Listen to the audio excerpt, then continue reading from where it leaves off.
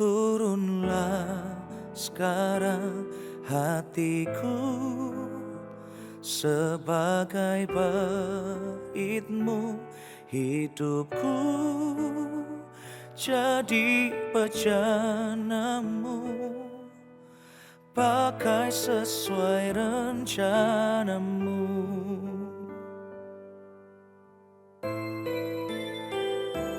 Rinduku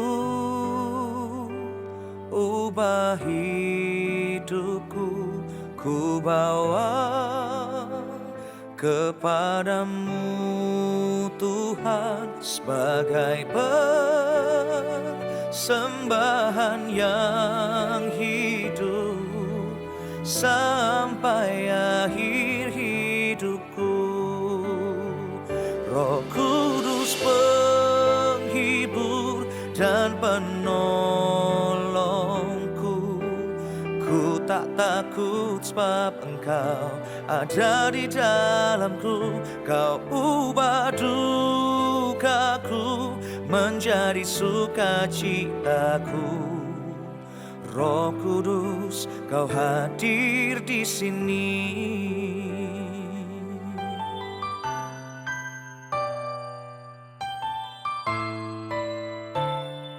Rinduku ubah hidupku, ku bawa kepadamu Tuhan sebagai persembahan yang hidup sampai akhir hidupku.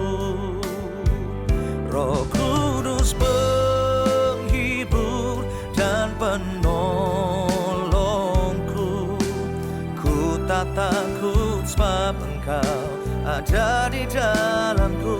Kau ubah dukaku menjadi sukacitaku. Roh Kudus, Kau hadir di sini.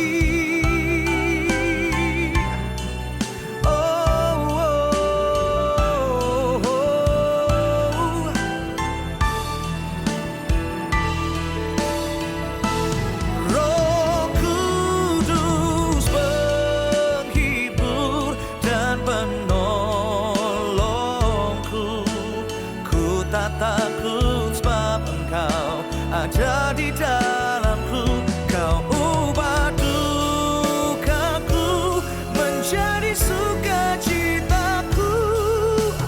Roh Kudus, Kau hadir di sini. Roh Kudus, Kau hadir di sini.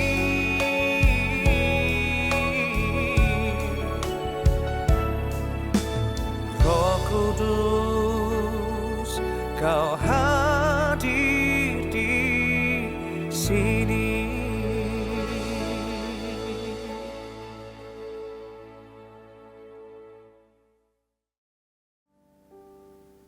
Sebelumnya saya mau mengucapkan selamat Natal buat semua ladies. Saya pribadi merasa bersyukur sekali, saya senang sekali untuk bisa kembali di sini menyaksikan begitu besar kasih Tuhan dalam kehidupan kita masing-masing, sehingga kita bisa berkumpul kembali di sini bersama-sama melayani Tuhan, memuji nama Tuhan. Sebelumnya saya mau memperkenalkan diri, saya Jacqueline Caroline dari Rising Star Indonesia Season 3. Dan pada malam hari ini sebuah pujian yang ingin saya bawakan, yang selalu mengingatkan saya bahwa kasih Tuhan itu melebihi kasih yang ada di dunia ini. Kasih Tuhan itu jauh lebih besar, jauh lebih indah bagi setiap kehidupan kita. Mari sama-sama kita pujikan. Belum pernah ada kasih di dunia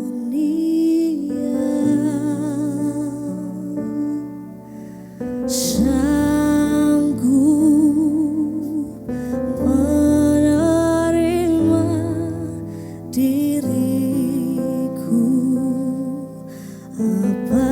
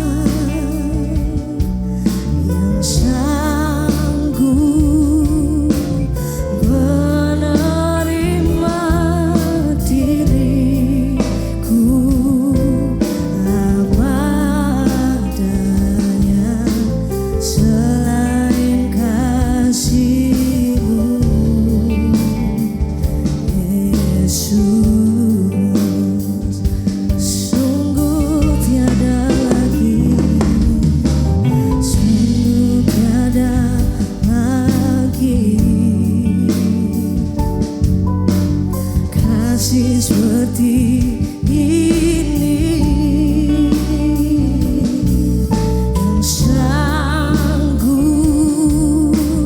mengubahkan hidupku menjadi baru selain kasih-Mu. Yesus, sama-sama angkat tanganmu, sama-sama kita katakan, Kau ku kagumi dalam hati, kasih-Mu tiada duanya. Sampai kini ku akui kasih-Mu, oh Kau ku kagumi,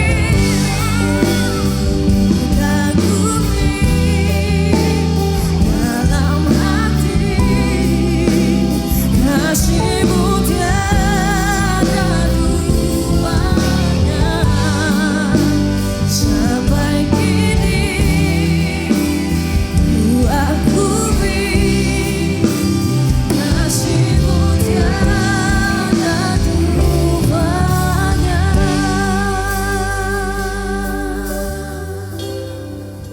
Sama-sama kita katakan, Kau ku kagumi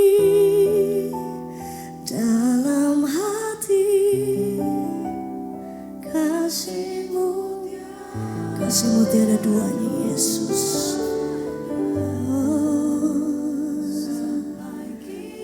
Terima kasih, Yesus.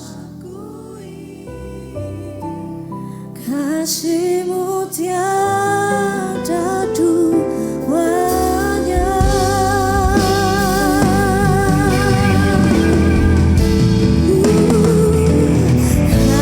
Kau ku kagumi dalam hati, kasih-Mu tiada duanya. Sampai kini ku akui kasih-Mu tiada duanya. Kau ku kagumi dalam hati, kasih-Mu tiada duanya. Sampai kini ku akui kasih-Mu tiada duanya. Kasih-Mu tiada duanya. Kasih-Mu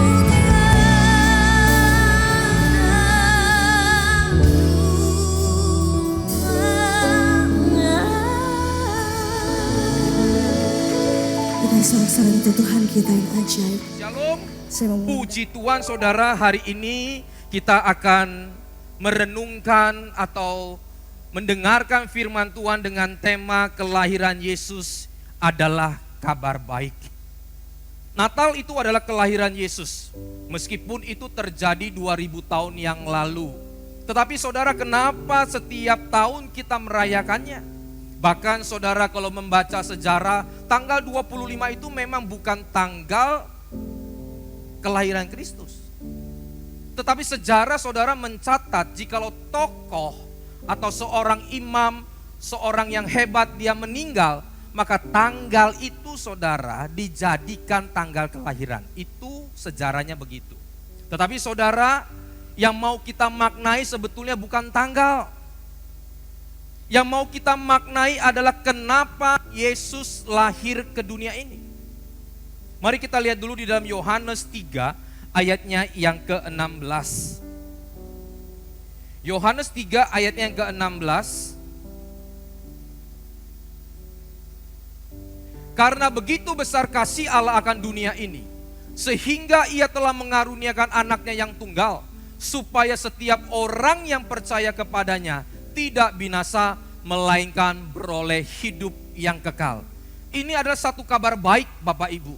Meskipun dunia sekarang memberikan kabar yang tidak baik, 2020 sampai 2022 saudara mengalami COVID. Setelah COVID itu mungkin akan inflasi, resesi dan sebagainya. Begitu banyak kabar-kabar buruk yang datang di dalam telinga kita. Tapi Yesus datang memberikan kabar baik kepada kita. Dan saudara, kabar baik itu bukan hanya tahun 2023, bukan hanya datang sekarang. 2000 tahun yang lalu saat Yesus sudah datang. Makanya ada firman yang mengatakan kesusahan satu hari cukuplah satu hari. Karena besok akan ada kesusahannya lagi. Sehingga tahun demi tahun berjalan sampai tahun ini saudara. Dan tahun yang akan datang.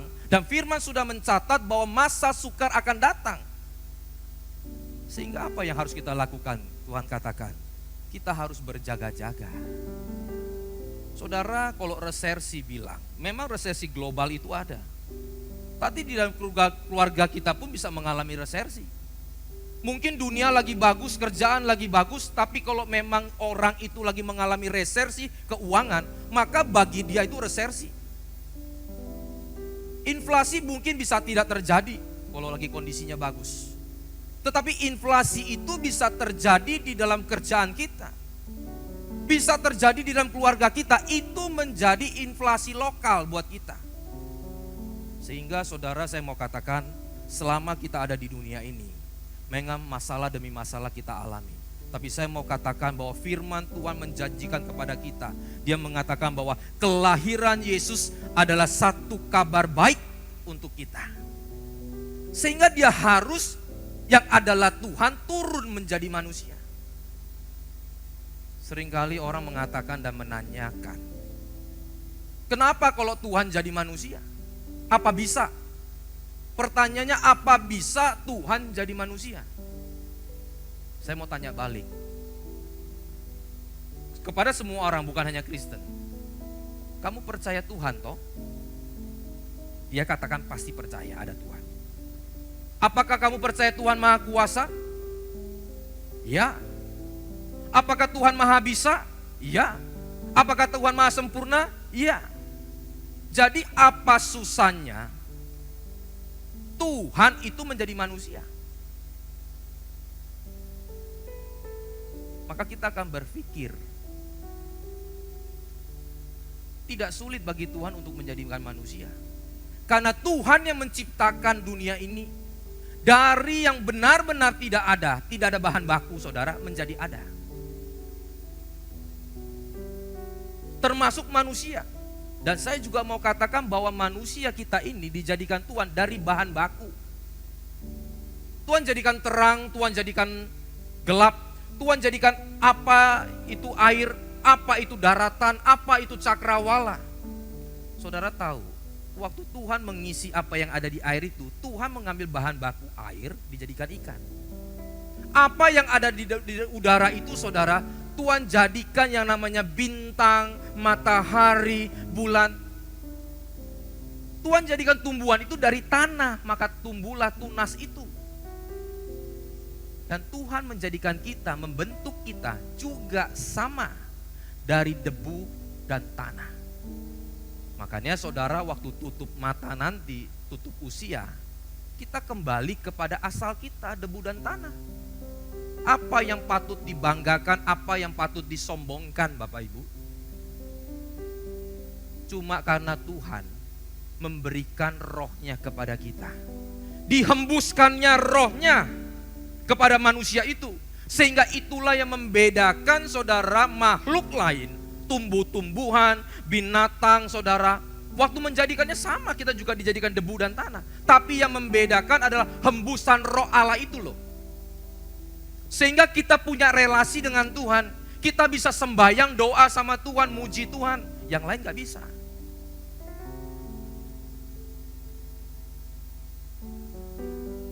Sehingga sekarang bukan lagi tanya apa Tuhan itu bisa menjadi manusia. Pertanyaannya, kenapa Tuhan menjadi manusia? Bukan bisa atau tidak. Bagi Tuhan tidak sulit. Karena dia sang pencipta. Tetapi saudara, kenapa dia menjadi manusia?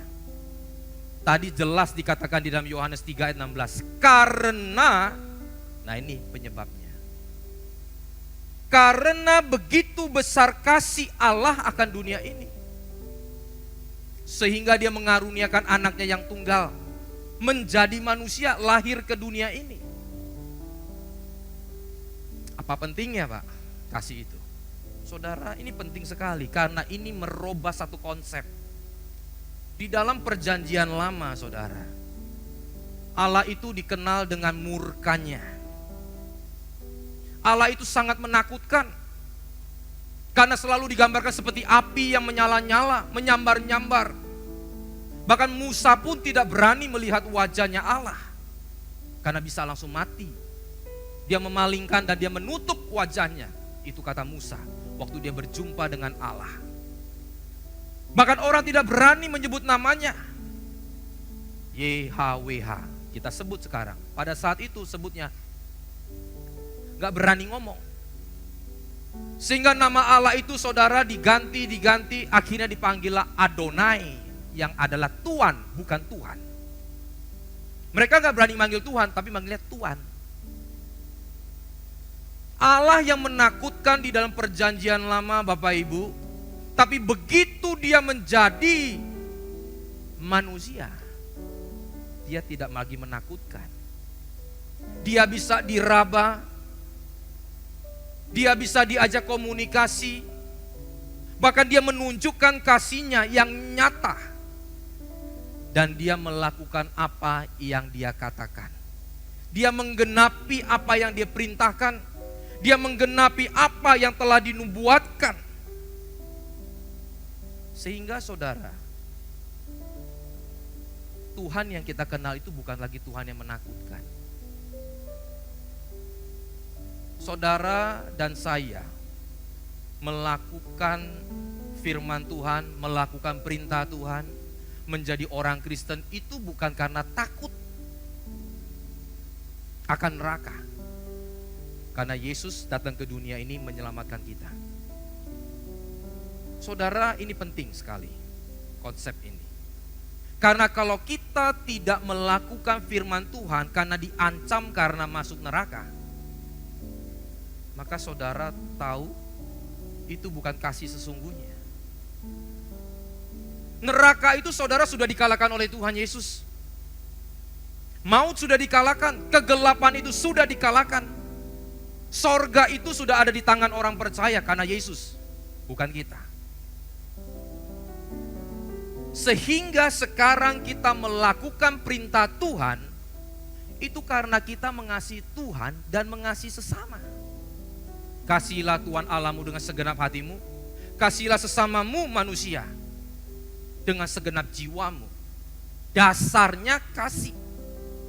Karena begitu besar kasih Allah akan dunia ini, ia mengaruniakan. Dasarnya harus kasih. Nah Pak, bagaimana kalau dikatakan kita harus hidup takut akan Tuhan?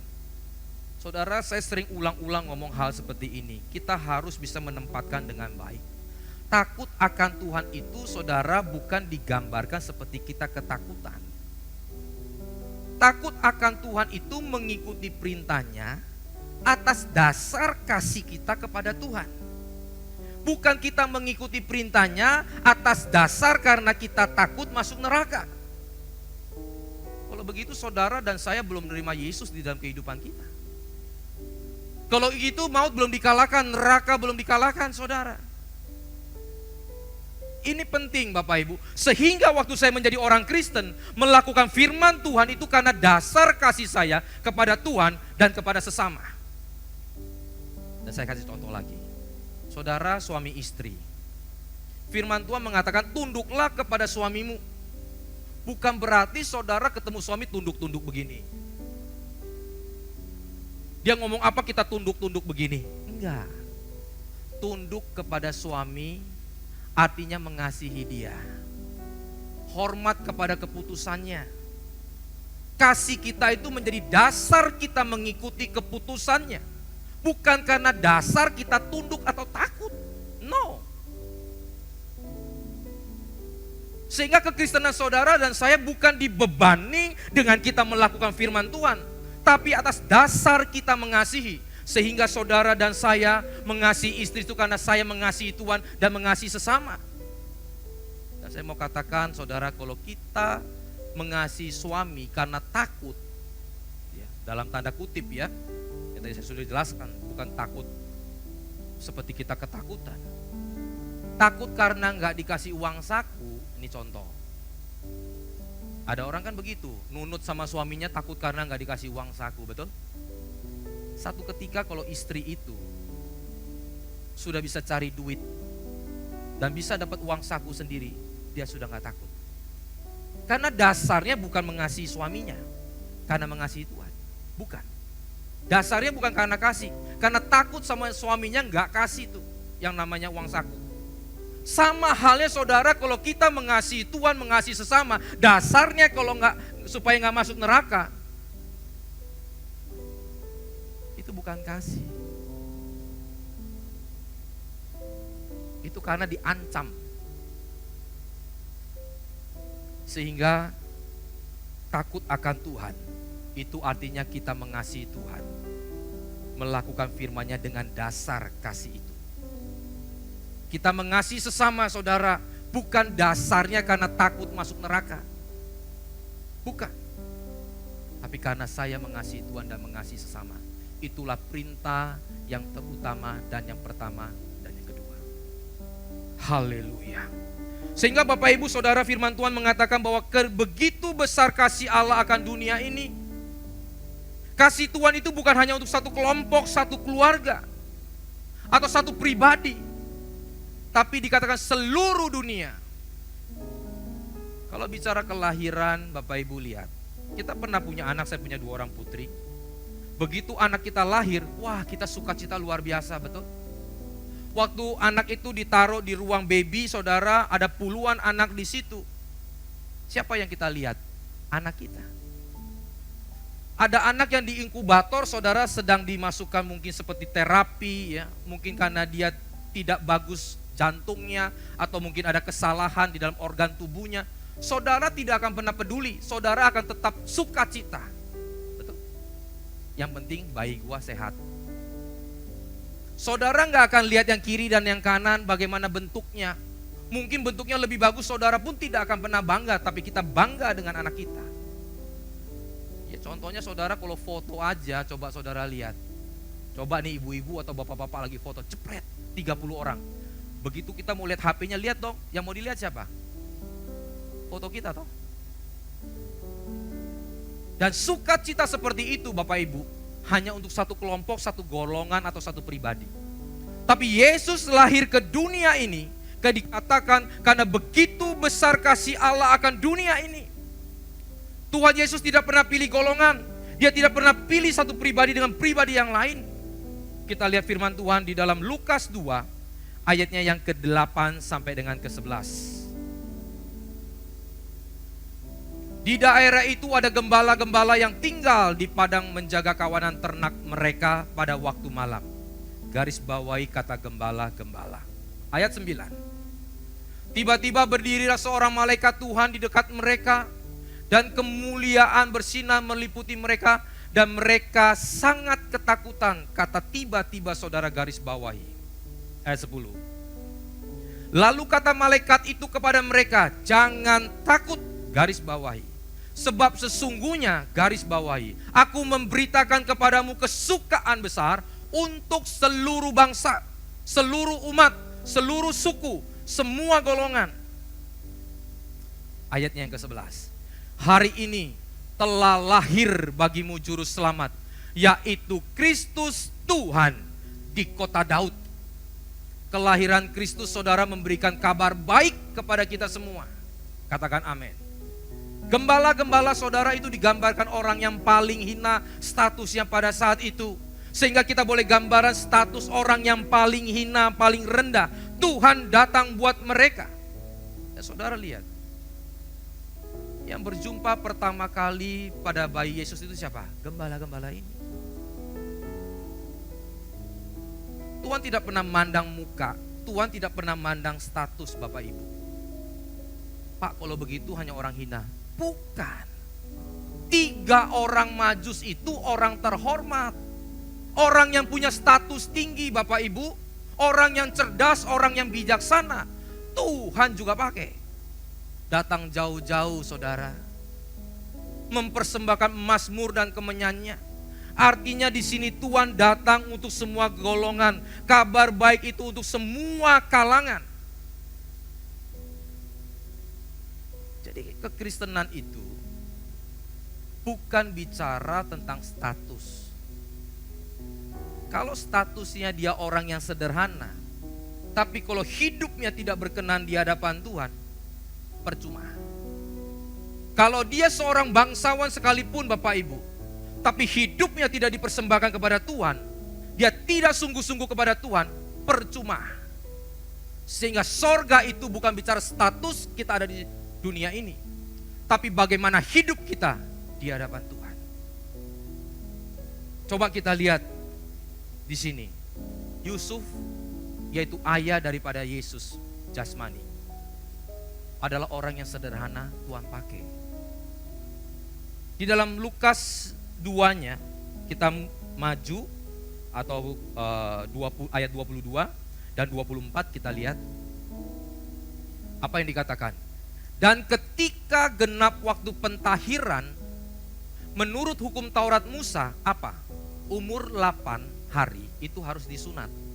Makanya Yesus waktu itu di sana dibawa ke bait Allah, ya, diserahkan kepada imam untuk disunat saudara. Tradisi Yahudi pada saat itu. Artinya saudara, Yesus turun ke dunia ini bukan meniadakan tradisi. Tradisi yang baik, yang tidak menyalahi firman, gak masalah. Tapi kalau sunat itu membuat kita lebih dekat kepada Tuhan, salah. Tapi kalau tradisinya nggak salah, Bapak Ibu boleh tangkap ini ya. Contoh, kita ini orang Chinese misalkan, sebentar lagi atau bulan depan kita imlekan. Tradisinya itu bagi angpau, betul? Kayaknya nggak ada yang Chinese di sini. Apa nggak suka angpaunya? Nah, kalau nggak suka boleh kasih saya. Nanti tak masukkan kotak persembahan. Waktu kita Chinese New Year saudara, kita makan sama-sama. Tradisi seperti itu nggak apa-apa. Apa nggak suka makan juga? Saudara lebih bagikan kepada orang lain. Tetapi kalau angpau itu menjadi syarat buat kita namanya hoki, buat kita supaya panjang umur, syarat supaya kita dapat jodoh, supaya kita kaya saudara, itu salah. Paham ya?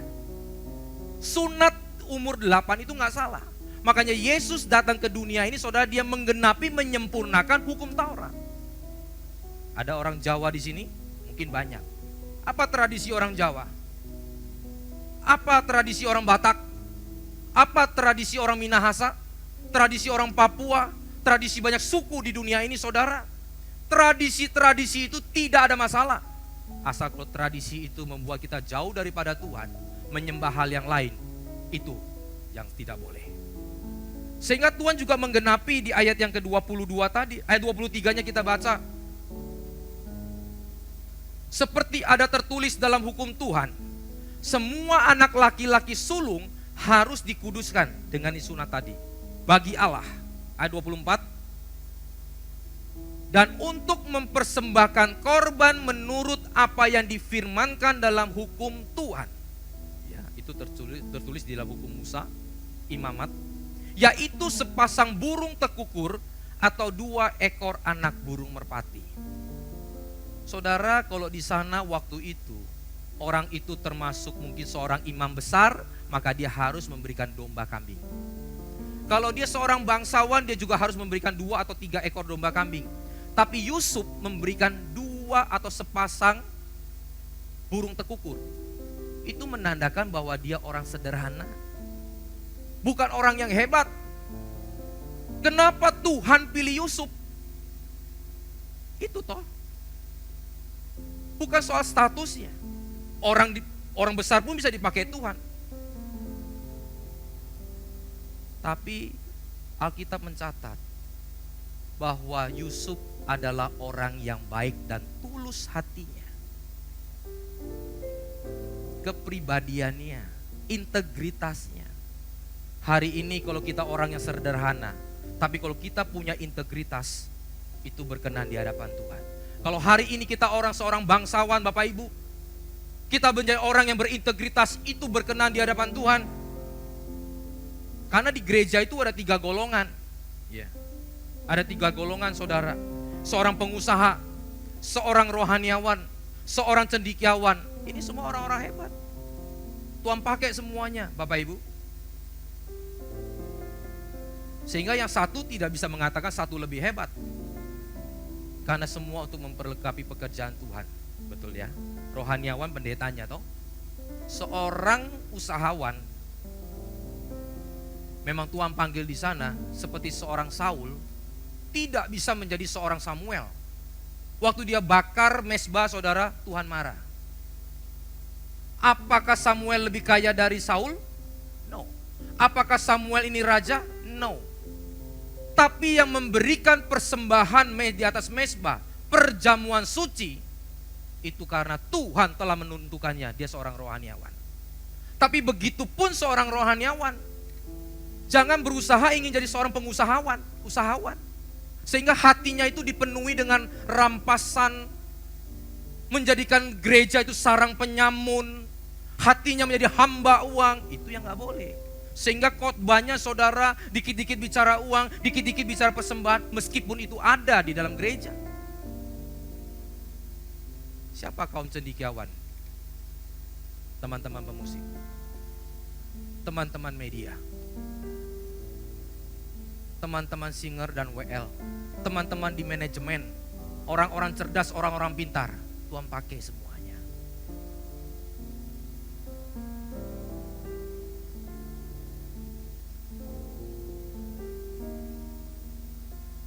Jadi jangan apalagi memandang muka saudara, karena Tuhan sudah tentukan. Tuhan datang ke dunia ini, dia mengasihi kita semua. Sehingga yang pertama adalah tadi, sukacita bagi semua golongan. Yang kedua, sukacita bagi yang ketakutan.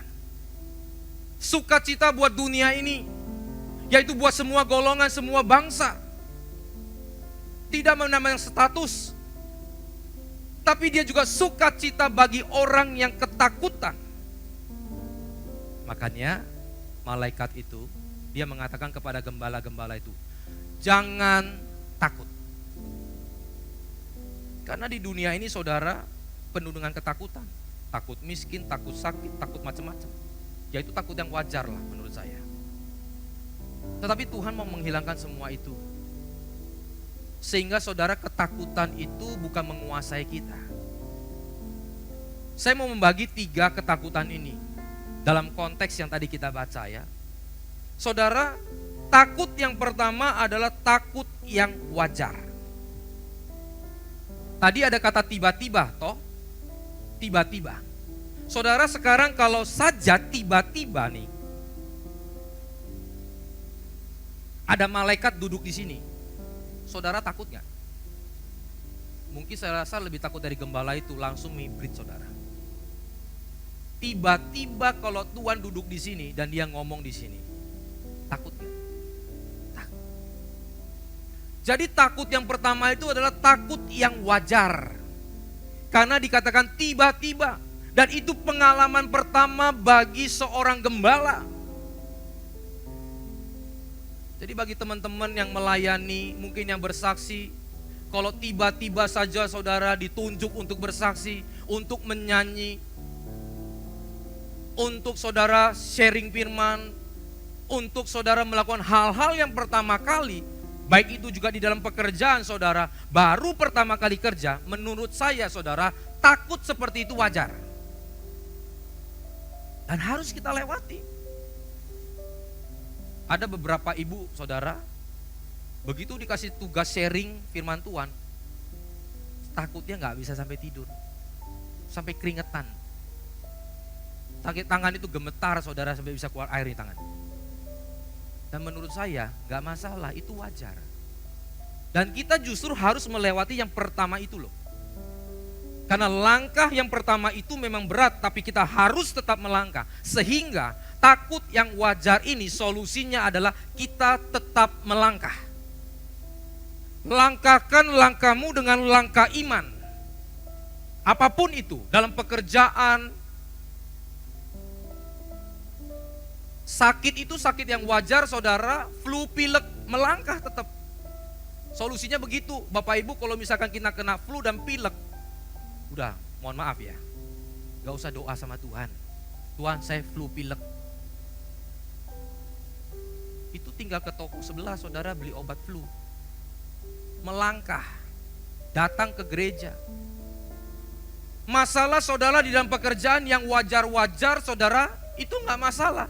Tetap melangkah dengan iman. Langkahkan langkahmu dengan iman. Itu solusinya.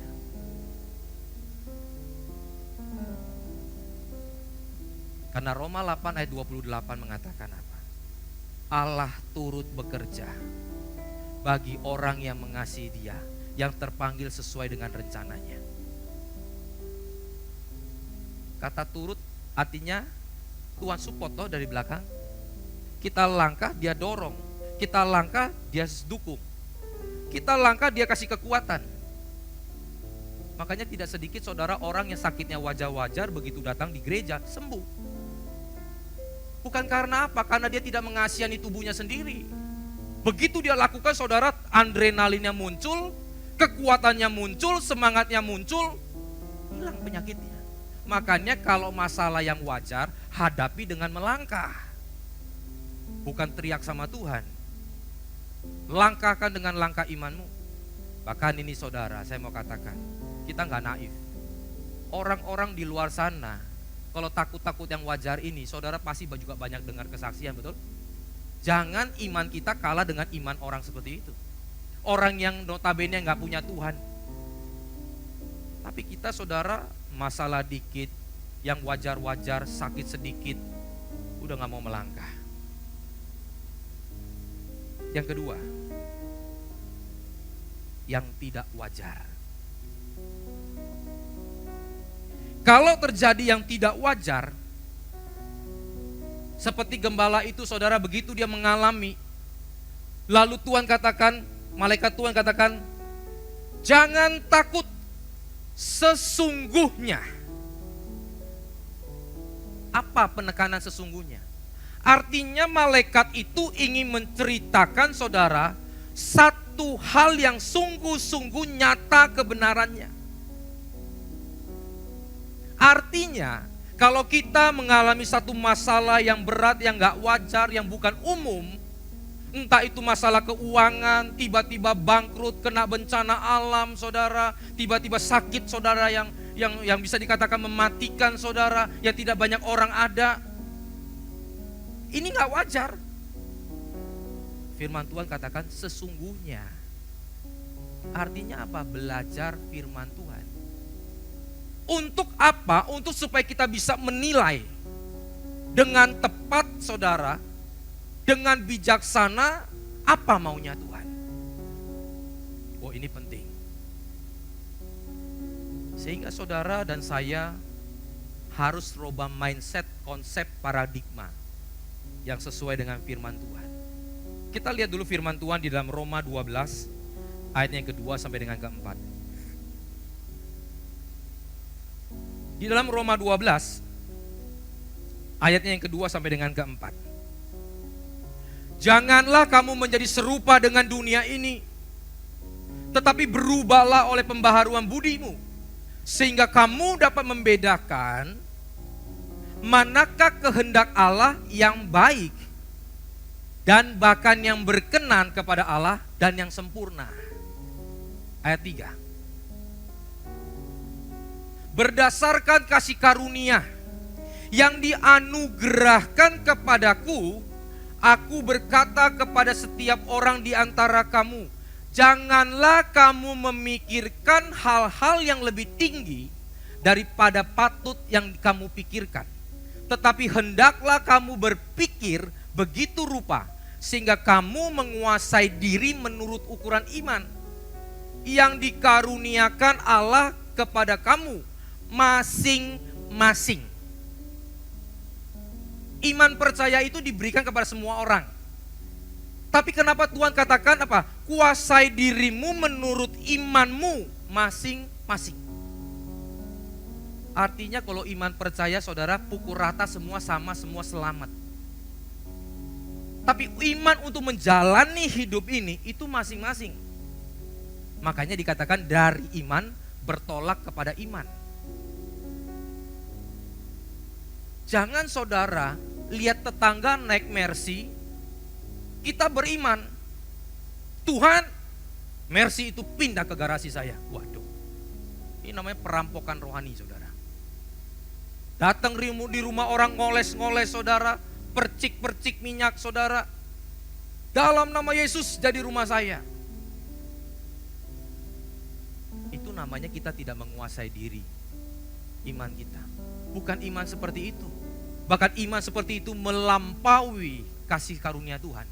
Melampaui anugerah Tuhan. Melampaui Tuhan sendiri. Padahal Tuhan sudah punya saudara ukurannya kepada kita masing-masing. Sehingga dikatakan menilailah dengan tepat. Jangan memikirkan yang tinggi-tinggi.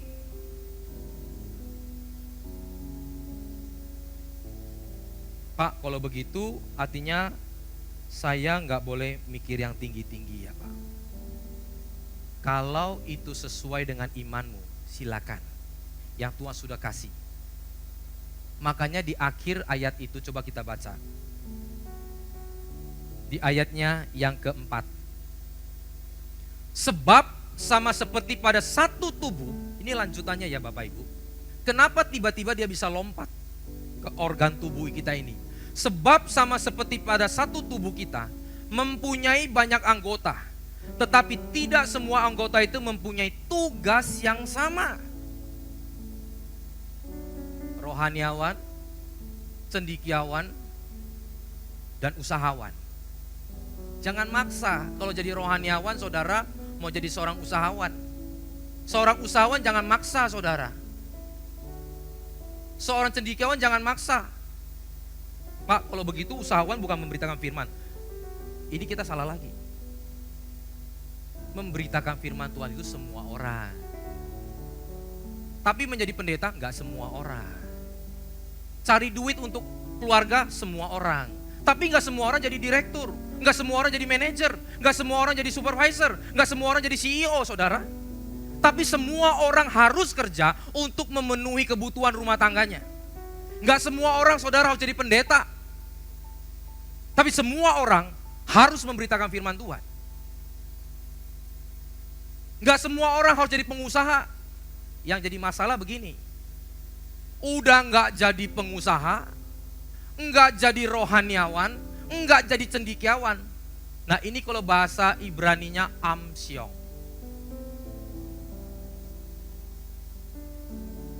Memang ini perlu saya juga nggak tahu saudara, ya. Artinya masalah dengan orang ini. Tuhan katakan jangan berpikir yang tinggi-tinggi, artinya apa? Di dalam terjemahan asli saudara dikatakan hyperphroneo, terlalu menghargai diri sendiri dan itu menjadi kesombongan.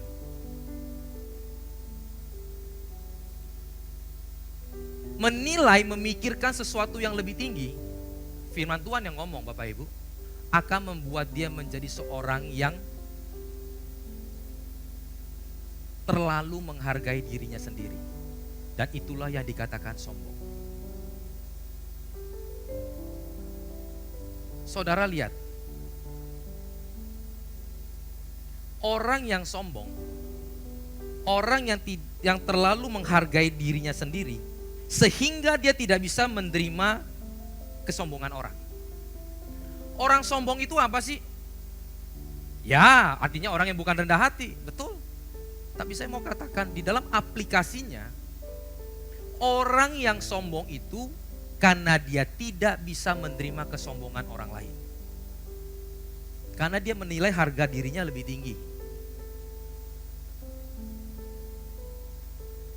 Dan semakin sombongnya orang lain dan kita tidak bisa menerima kesombongan itu, maka itulah kesombongan kita yang sesungguhnya. Jadi sekarang gampang Bapak Ibu. Kalau kita masih menilai orang itu sombongnya, wah sombongnya luar biasa. Sebetulnya kesombongan itu ada di dalam diri kita. Karena kita minta dihargai. Karena kita minta dihormati. Kita disanjung saudara. Sehingga dikamuflasekan, kita katakan dia yang sombong. Padahal kita tidak bisa menerima kesombongan orang itu. Makanya penilaian saudara dan saya itu harus ditaruh di bawah kehendak Tuhan. Makanya dikatakan berpikirlah begitu rupa. Terjemahan lain mengatakan berpikirlah yang bijaksana. Waktu kita memikirkan yang bijaksana Bapak Ibu, maka apa yang baik, yang berkenan, dan yang sempurna dari Allah, itu akan kita terima. Satu lagi, kenapa kita bisa kecewa dengan orang? Pak, dia gak hargai saya. Dia ngomongin saya di belakang. Ya memang dia ngomongin. Pak, orangnya kok begitu ya? Wah, pokoknya banyak terjadi keributan saudara satu dengan lainnya. Kenapa? Saya mau katakan saudara, itu bukan karena orangnya. Karena kenapa saya katakan bukan orangnya? Karena setiap prosesnya orang itu beda. Saya kasih contoh, misalkan suami istri. Istrinya baik, suaminya kurang baik. Tapi bisa satu rumah nerima loh. Tapi orang di luar gak bisa nerima suaminya. Kenapa istrinya bisa nerima? Apakah orangnya beda? Tidak. Karena orang di luar sana punya ekspektasi yang tinggi kepada orang ini. Punya penilaian yang tinggi. Wah, ini pokoknya ciami, pokoknya ini bagus. Begitu gak bagus kita kecewa. Sama halnya, kita nilai, wah pemimpin, pendeta, begini, bagus, begini. Begitu gak sesuai ekspektasi kita, kita kecewa. Bukan salah orangnya, orang itu ada prosesnya, ada imannya masing-masing. Tapi ekspektasi kita, penilaian kita inilah yang menentukan. Kita bisa kecewa dengan dia atau dengan yang lain. Ekspektasi saya dengan Tuhan bagaimana Pak? Apakah tidak boleh tinggi? Boleh. Karena Tuhan pencipta, Tuhan bisa menjadikan semuanya. Tapi sudah firman Tuhan katakan, berpikirlah sedemikian rupa. Kuasailah dirimu. Karena iman masing orang itu berbeda. Sehingga begini, kita boleh punya pengharapan yang tinggi kepada Tuhan, gak salah. Tapi apa yang Tuhan karuniakan kepada kita, kita harus syukuri. Sehingga apapun pemberian Tuhan, kita tetap kerjakan dengan baik. Apapun hasilnya yang Tuhan kasih, itu kita syukuri. Sehingga menurut ukuran iman masing-masing, kita akhirnya bisa melihat dengan baik dan kita tidak kecewa dengan sesama, kita tidak kecewa dengan Tuhan.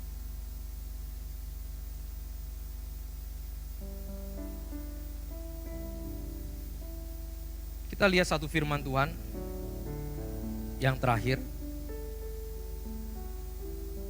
Di dalam Lukas 2 ayat yang ke-11 tadi dikatakan, telah lahir juru selamat, Kristus Tuhan di kota Daud. Yang ketiga saudara, ketakutan yang membinasakan. Nah ini ketakutan yang paling mengerikan.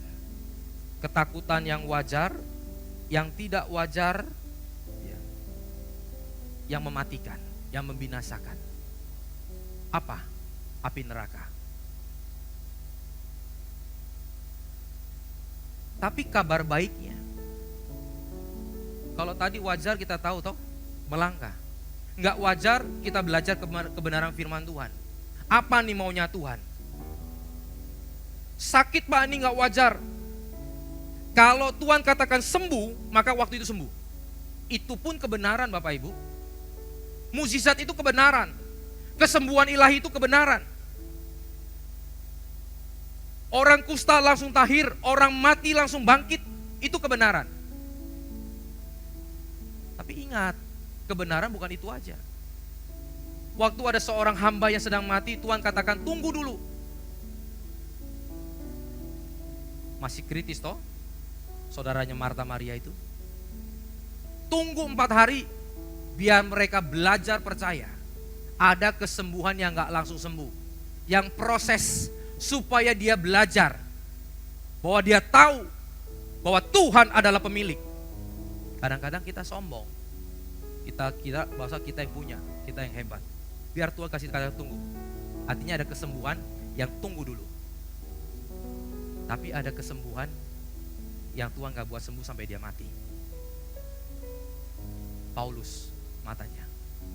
Tapi kalau saya mau katakan, itu kalau bisa menjaga dia sampai akhirnya dia mengakhiri imannya dengan baik. Seperti Paulus katakan, aku mengakhiri imanku dengan baik. Itu gak apa-apa. Karena di surga, ratap tangis, penderitaan, itu selesai. Itu kebenaran. Makanya kalau kita menghadapi yang tidak wajar, belajar kebenaran. Dan yang terakhir tadi saudara, ketakutan yang mematikan, yang membinasakan. Tapi solusinya juga ada. Yesus kasih jaminan, akulah juru selamat. Tidak ada satu orang pun di dunia mengatakan akulah juru selamat. Juru masak banyak, juru mudi banyak. Semua juru-juru adalah jurusan juga banyak saudara. Tapi juru selamat hanya Yesus. Dan gak stop di sana. Kristus, Mesias, gelar kedua. Gelar ketiga dikatakan Tuhan. Dan keturunan keselamatan itu hanya datang dari keturunan Daud. Dikatakan kota Daud. 4 gelar ini di dalam 1 ayat menyatakan Yesus adalah juru selamat dan sang Mesias yang lahir ke dunia ini, yang membawa orang dari neraka ke sorga, yang harusnya durhaka menjadi orang benar, yang harusnya binasa diselamatkan. Sampai ketakutannya membinasakan pun Tuhan memberikan kabar sukacita. Beri kemuliaan untuk Tuhan.